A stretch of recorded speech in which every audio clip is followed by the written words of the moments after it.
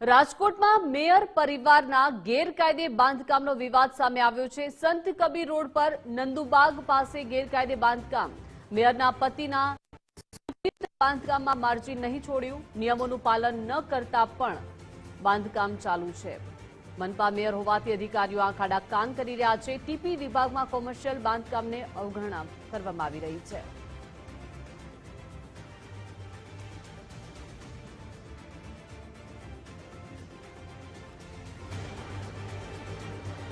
તો નિયમોનું પાલન નથી થઈ રહ્યું છતાં બાંધકામ ચાલુ છે। ત્યારે સવાલ એ થઈ રહ્યો છે કે મનપા મેયર હોવાથી અધિકારીઓ આંખ આડા કાન કરી રહ્યા છે। ટીપી વિભાગમાં કોમર્શિયલ બાંધકામને પણ અવગણના કરવામાં આવી રહી છે। રાજકોટના મેયર પરિવારનું આ ગેરકાયદે બાંધકામ જેનો વિવાદ સામે આવ્યો છે। સંત કબીર રોડ પર નંદુબાગ પાસે ગેરકાયદે બાંધકામ થઈ રહ્યું છે। મેયરના પતિના સૂચિત બાંધકામમાં માર્જિન છોડવામાં નથી આવી રહ્યું, નિયમોનું પાલન પણ નથી કરવામાં આવતું અને હજુ પણ આ બાંધકામ ચાલુ છે। સૂચિત જ છે બધું આખું। એટલે જમીન અમારા બાપ દાદા વખતની છે, અમારી પોતાની માલિકીની, એના પપ્પા એના સસરાની, અમારા બધાની। એટલે એમ કોઈ સરકારી જમીન કે એવું કઈ છે નહીં, કાયદેસરની વારસાઈ જમીન છે અમારી આ બધી। હા સૂચિત છે, વારસાઈ સૂચિત છે। આ છે વિનોદ પેઢડિયા, નૈનાબેનના ઘરવાળા। તમારા શું થાય? મારા ભત્રીજાઓ થાય। સૂચિતમાં બાંધકામની મંજૂરી આપે છે? એ તો કોર્પોરેશન ઉપર આધાર હોય, આપે કે ન આપે। આખો કેટલો વિસ્તાર સૂચિત છે? કઈ કઈ સોસાયટી? આખી નંદુબાગ સોસાયટી સૂચિત છે। એમ તો ઘણી બધી પાછળ આગળ બધી સૂચિત જ છે ટૂંકમાં। જો સામાન્ય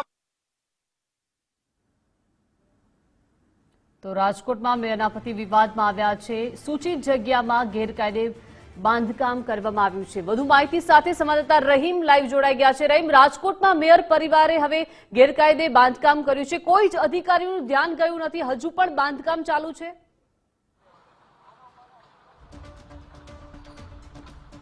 ચોક્કસપણે દીપિકા, સૌથી મોટો સવાલ છે, જો કોઈ પણ બાંધકામ થવું હોય તો નિયમ હોય કે રોડ થી માર્જિન મૂકવાનું આવે અને સૂચિત વિસ્તાર હોય તો સૂચિતમાં તો કોઈ પણ સંજોગે પ્લાન છે તે મંજૂર થતો જ નથી અને આ બાંધકામને 3 રોડ લાગુ પડે છે। પહેલો તો આ મુખ્ય માર્ગ છે સંત કબીર રોડ। આ મુખ્ય માર્ગ તે સતત ધમધમતો રોડ છે અને ત્યાંથી પણ 10 ફૂટ જગ્યા મૂકવી પડે અને આ નંદુ ન્યૂ શક્તિ સોસાયટી નંદુ બાગ છે તે કોર્નર ઉપરનો આખો આ પ્લોટ છે કે જ્યાં નિયમ અનુસાર માર્જિન મૂકવાનું હોય। માર્જિનની તો વાત અલગ રહે, પરંતુ જે આખા સોસાયટીની અંદર જે 3 રોડ છે તે એક પણ જગ્યા મૂક્યા વગર આ બાંધકામ છે તે કરવામાં આવી રહ્યું છે। લોકો પણ એકત્ર થયા। શું નામ મોટાભાઈ આપનું? કમલભાઈ। કમલભાઈ, તમારા ઘરે જો બાંધકામ કરતા હો ગેરકાયદેસર તો શું થાય છે? અધિકારીઓ આવે કે નથી આવતા? આવે શું કરાવે? બંધ કરાવે? મંજૂરી હોય તો નો બંધ કરાવે ને, મંજૂરી લીધી હોય તો। નો મંજૂરી લીધી હોય તો તો જે એનું જે એને નિયમમાં આવે એ અનુસાર કરે સરકાર। આ મેયરના પતિનું છે, કાંઈ થાતું નથી, શું લાગે તમને? આ મેયરના પતિનું કઈ કાર્યવાહી શું થાય? હવે એ તો આવનારો વખત આવે એમાં ખ્યાલ આવે કે શું કરે। દાદા, શું નામ આપનું? શું નામ છે તમારું? શું નામ છે તમારું? હું તો ગામડાના ગામડાના? તમે અહીંના? શું નામ છે તમારું? મારું નામ રઘુભાઈ। રઘુભાઈ, ગેરકાયદેસર બાંધકામ તમારા ઘરે જો ચાલુ હોય ઘરનું તો શું પરિસ્થિતિ થાય? ખરાબ કહેવાય, સારું બંધ કરી જાય ને? બંધ આ મેયરનું છે તો શું લાગે છે તમને? આવશે? બરોબર, બંધ કરવા આવશે લાગે છે? અમને શું ખબર, તમને ખબર? લોકો પણ કહી શકે છે આ બાંધકામ ગેરકાયદેસર છે, મેયરના પતિનું બાંધકામ છે। આખો વિસ્તાર હું તમને દેખાડીશ।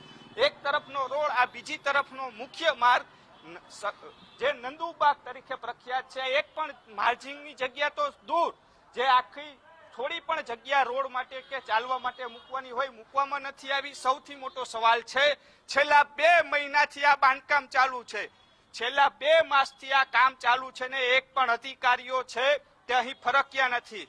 જો કોઈ સામાન્ય વ્યક્તિ નાની એક ઓયડી બનાવશે તો તેના મકાન ઉપર બુલડોઝર ફેરવવાની નોટિસો મળશે, ત્યારે મેયરના પતિદેવનું બાંધકામ છે એટલા માટે અહીં એક પણ અધિકારી ફરક્યો પણ નથી। જંગલેશ્વરની અંદર ટીપીના રોડના નામે અને ગેરકાયદેસર બાંધકામ નામે નોટિસો મળી રહી છે. અરે ભાઈ, તમારે કામ આ જ કરવાનું છે કે બાંધકામ શરૂ થાય પહેલા જ તમે અટકાવો કે ત્યારથી તમારે નોટિસો આપવી ન પડે. પરંતુ આ મેયરનું બાંધકામ હોવાના કારણે એક પણ અધિકારી છે ત્યાં ફરકતા નથી. આ જોઈ શકો છો, મસ્ત મોટું બાંધકામ છે તે કરી દેવામાં આવ્યું છે. કોમર્શિયલ બાંધકામ રહેણાંક વિસ્તાર છે અને રહેણાંક વિસ્તારના અંદર કોમર્શિયલ બાંધકામ છે તે ખડકી રહ્યા છે. મેયરના પતિદેવ હોવાના કારણે એક પણ અધિકારી હજી સુધી 2 મહિનાથી અહીં ફરક્યો નથી. આ સૌથી મોટો સવાલ છે તે ઉત્પન્ન થઈ રહ્યો છે. દીપિકા. જી આભાર રહીમ, વિગત સાથે જોડાયા તે બદલ. એટલે સૂચિત જગ્યા પર આ કોમર્શિયલ બાંધકામ થઈ રહ્યું છે. મંજૂરી પણ લેવામાં નથી આવી. છેલ્લા 2 મહિનાથી આ બાંધકામ ચાલી રહ્યું છે, પરંતુ કોઈ જ અધિકારીઓનું ધ્યાન ગયું નથી. સામાન્ય વ્યક્તિ જો નાની ઓરડી બનાવે તો પણ અધિકારીઓ દોડતા આવે છે. શું મનપા મેયર હોવાથી અધિકારીઓ આંખ આડા કાન કરી રહ્યા છે?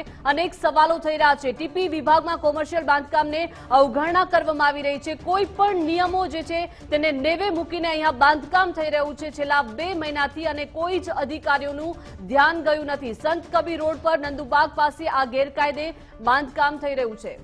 વિરોધ પક્ષના નેતા વશરામભાઈ આપણી સાથે જોડાઈ ગયા છે. વશરામભાઈ, સ્વાગત છે ગુજરાત ફર્સ્ટમાં. જે રીતે રાજકોટના મેયરનું બાંધકામ થઈ રહ્યું છે છેલ્લા 2 મહિનાથી, જો સામાન્ય વ્યક્તિ બાંધકામ કરે તો અધિકારીઓ દોડતા આવે, પરંતુ આ ઘટનામાં કોઈ જ અધિકારીઓ જાણે આંખ આડા કામ કરી રહ્યા છે તેવું લાગી રહ્યું છે. શું માનવું છે આપનું આ ઘટના અંગે? આ એક પહેલી પ્રથમ ઘટના નથી. આવી ઘટનાઓ વારંવાર બને છે અને એ ભાજપ પોતાના અંગત નામ સાથે અને પોતાનું વ્યક્તિગત નામ સાથે બીજા પાસે તો કરાવે છે, પણ આ તો એના પોતાના વિસ્તારમાં, પોતાના ઘર પાસે, અને એવું કે છે કે મેં મારા બાપ દાદાની જમીનમાં આ કરી રહ્યો છું ને આજ સુધી મેં એટલા માટે નહોતું કર્યું કે મારી પાસે આજ સુધી પૈસા નહોતા એટલે મેં કામ નથી કર્યું. એનો અર્થ એમ છે કે હવે મેયર બન્યા પછી પૈસા આવ્યા હોય એવું લાગી રહ્યું છે.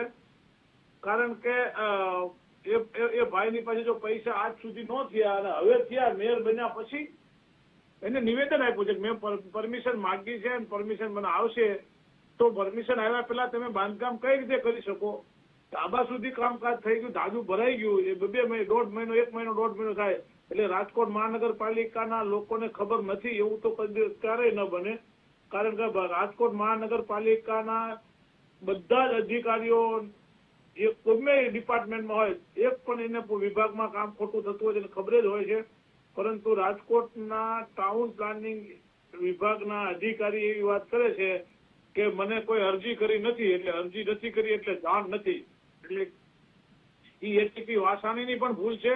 એ ઢાક પીછડો એટલા માટે કરવા માંગે છે કે રાજકોટમાં નોકરી કરવી હોય અત્યારે તો ભાજપના શાસનમાં, તો ભાજપ કે એ પ્રમાણે કરવું પડે છે. નહીતર કેટલાય અધિકારીઓ, સારા માણસો જે છે, જે અધિકારી લે છે, એ બધા જ લોકોએ મોટા ભાગે રાજીનામા આપીને જતા રહ્યા, અને આજે કેટલાય લોકોના રાજીનામા પેન્ડિંગ છે. કારણ કે રાજકોટ કોર્પોરેશન પાસેમાં નોકરી કરવા માટે હવે નોકરી કરવા વાળા તૈયાર નથી થતા. કારણ કે એ પોતાની ઉપર કાયમ લટકતી તલવાર રહે છે અને ભાજપના શાસકો કાયમ ખોટું કામ કરાવે છે.